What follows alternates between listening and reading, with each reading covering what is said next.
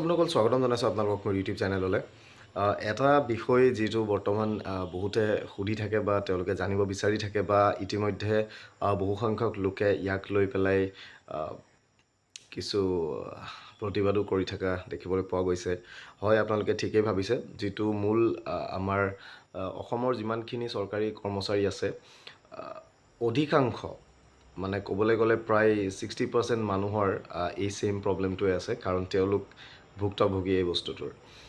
মই আপোনালোকে ঠিকেই ভাবিছে। 8,700 যিটো গ্ৰেড পে' অৰ্থাৎ গ্ৰেজুৱেট গ্ৰেড পে', কিন্তু চৰকাৰে সেইটো কনচাৰ্ণ ডিপাৰ্টমেণ্টে ইয়াৰ আগতেও মই আপোনালোকক ভিডিঅ' দিছিলোঁ যে স্পেচিয়েলি তেওঁলোকে স্পেচিফিক কৰি পেলাই লেটাৰ তেওঁলোকে উলিয়াই দিছে যে গ্ৰেজুৱেট গ্ৰেড পে' বুলি কোনো ধৰণৰ কথা নাইকিয়া, আৰু গ্ৰেজুৱেট গ্ৰেড পে' বুলি কোনো কথা নোহোৱাৰ কাৰণে তেওঁলোকে যিসকল গ্ৰেজুৱেট পদত অৰ্থাৎ স্নাতক পৰ্যায়ৰ পদত নিযুক্তি যিসকলে পাইছিলে, যাৰ কোৱালিফিকেশ্যন ৰিকুৱাৰমেণ্ট যিটো মানে সোমাবৰ কাৰণে যিটো ৰিকুৱাৰমেণ্ট হয় কোৱালিফিকেশ্যনৰ, গ্ৰেজুৱেট থকাৰ স্বত্তেও তেওঁলোকক 5,600, 6,200 তেনেকুৱা ধৰণৰ কিছুমান গ্ৰেড পে' তেওঁলোকক দি আছিলে, যাৰ কাৰণে তেওঁলোকে দাবী কৰি আছে যে আমাক 8,700 লাগে, যিহেতু আমি গ্ৰেজুৱেটত সোমাইছিলোঁ। কাৰণ মাজতে এবাৰ মাননীয় মুখ্যমন্ত্ৰী মহোদয়ে কৈছিলে যে স্নাতক পৰ্যায়ৰ যি পদ থাকে সেই পদত স্নাতক পৰ্যায়ৰ দৰমহা দিয়া হ'ব, অৰ্থাৎ গ্ৰেজুৱেট স্কেল দিয়া হ'ব।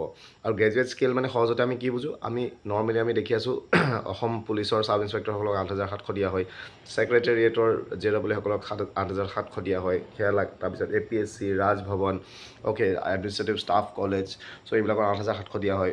নাৰ্ছসকলৰ ক্ষেত্ৰত গ্ৰেজুৱেট নাৰ্ছ যিসকল আছে তেওঁলোকক 8,700 দিয়ে, শিক্ষকসকলৰ ক্ষেত্ৰত তেওঁলোকক 8,700 দিয়ে। চ' 8,700টোকে এটা গ্ৰেজুৱেট পে' হিচাপে ধৰিব লাগিবই, কিন্তু চৰকাৰে সেই বস্তুটো বা বিভাগে সেই বস্তুটো তেওঁলোকে মানে দে ডোণ্ট একচেপ্ট ইট, তেওঁলোকে সেই বস্তুটো তেনেকুৱা কৈ আছে।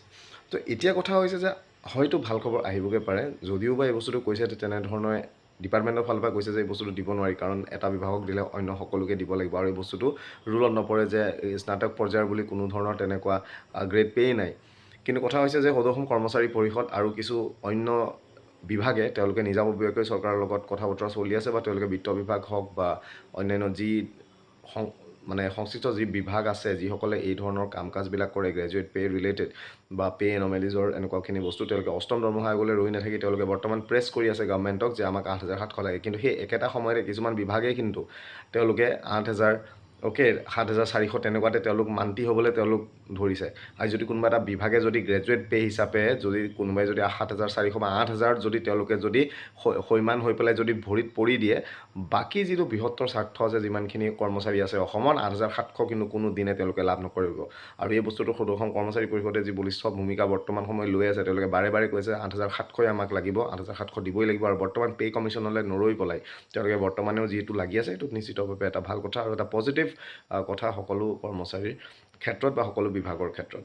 ইয়াৰ লগতে বেলেগ বেলেগ কিছুমান বিভাগে নিজাববীয়াকৈ 8,700 তেওঁলোকে লাগে বুলি কৈ পেলাই তেওঁলোকে সেইটো প্ৰেছ কৰি আছে, along with the judicial department. ত' তেওঁলোকে কৈ আছে যে আমাক 8,700 লাগিব, গ্ৰেজুৱেট গ্ৰেড পে'টো লাগিব। যিহেতু জুডিচিয়েল ডিপাৰ্টমেণ্টৰ নমেনক্লেচাৰটো চেঞ্জ কৰা হৈছিলে জুনিয়ৰ এডমিনিষ্ট্ৰেটিভ এছিষ্টেণ্টলৈ, ত' তেওঁলোকক সেই বস্তুটো বিচাৰিছে। DC অফিচৰ ফালৰ পৰা বিচাৰি থকা হৈছে, যিবিলাক GAD under district commissioner office আছে, তেওঁলোককো 8,700 লাগে বুলি কৈ আছে, কিন্তু ইমান বেছিকৈ কোৱা দেখা নাযায়। তো যি কি নহওক, আশা কৰিছোঁ সোনকালে যাতে, কাৰণ তেওঁলোকৰো নমেনক্লেচাৰ চেঞ্জ কৰা হৈছিলে জুনিয়ৰ ডিষ্ট্ৰিক্ট এডমিনিষ্ট্ৰেটিভ এছিষ্টেণ্টলৈ। তো এই বস্তুবিলাক হ'ব লাগে। কৰ্মচাৰী পৰিষদে যি হিচাপে তেওঁলোকে ধৰি আছে, আমি আশা কৰিছোঁ যে এটা পজিটিভ ৰিজাল্ট আহিব, আৰু তেওঁলোকৰ লগতো যেতিয়া কথা বতৰা পাতোঁ তেওঁলোকে বহুত এটা পজিটিভ ভাইব এটা তেওঁলোকে দিয়ে, পজিটিভলি তেওঁলোকে ৰিপ্লাই দিয়ে যে বস্তুটো অতি সোনকালে ভাল খবৰ কিবা এটা আহিব। চ' আমি ভাবিছোঁ তেওঁলোকৰ কথা বতৰাও চলি আছে যে কিবা এটা পজিটিভ ইম্পেক্ট আহিব, কাৰণ এই বস্তুটো আহিলে যিমানখিনি কৰ্মচাৰী আছে, মূলতে জুনিয়ৰ এছিষ্টেণ্ট হওক বা ষ্টেনো হওক বা যিমানখিনি আছে বা ষ্ট'ৰমেন, মানে গ্ৰেজুৱেট ৰিলেটেড যিমানখিনি পষ্ট আছে, চ' সকলোৰে ক্ষেত্ৰত যদি এটা পে' যদি তেওঁলোকৰ বাঢ়ে, তথাপি ইয়াতে এটা কথা আছে যে প্ৰত্যেকটো পষ্টৰ এটা বেলেগ কথা, এটা বেলেগ বেলেগ হেৰি আছে। চ' সকলোৰে যদি 8,700 হৈছে সেইটো এটা কথা। চ' এই বস্তুবিলাক বিবেচনা কৰিব লাগিব, কিন্তু দৰমহাটো বঢ়াব লাগে, দিব লাগে, কাৰণ মানুহখিনি গ্ৰেজুৱেট হিচাপে সোমাইছে। আজি কোনোবাই এটা বেলেগ পে' পাই থাকিব, কোনোবাই এটা বেলেগ পে' পাই থাকিব, তেনেকৈ ধৰণে বস্তুবিলাক নচলে। চ' যি কি নহওক, আমি আশাবাদী যে সোনকালে ভাল খবৰ এটা আহিব, আৰু এই যি গ্ৰেজুৱেট পে' লৈ পেলাই যিটো এনমেলি হৈ আছে, সেই বস্তু যাতে সোনকালে আহিব। লগতে DAৰ 5 মাহৰ এৰিয়াৰটো কেতিয়া আহিব ন'টিছ, আহিব লাগে, কিন্তু এতিয়ালৈকে অহা নাই। আপোনালোকৰ যদি কিবা খবৰ আছে, কমেণ্টত কিবা ক'বলগীয়া আছে জনাব।